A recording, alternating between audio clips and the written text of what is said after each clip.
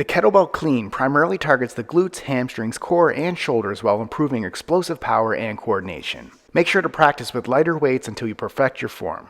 Here's how to do it correctly. Stand with your feet shoulder width apart with the kettlebell placed on the floor in front of you between your legs. Hinge at the hips by pushing your butt back and slightly bending your knees to grip the kettlebell handle with one hand. With your chest up, back straight, and core and shoulders engaged, drive through your hips by forcefully extending them forward. Allow the kettlebell to travel upward close to your body using the power from your hips and legs to generate the force, not your arms. Keep your elbow tight to your body and your hand relaxed to guide the kettlebell smoothly. As the kettlebell rises, rotate your hand so the handle slides around to the outside of your wrist. A loose grip allows the kettlebell to rotate smoothly, thus avoiding the kettlebell from flipping over the top of your hand and slamming into your forearm. This move requires practice to maintain control and reduce impact.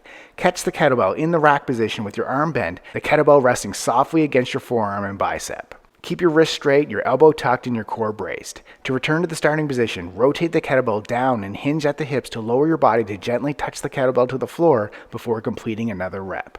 Repeat all the reps on one arm, then switch arms and repeat. Click like and subscribe for more exercise demonstration videos.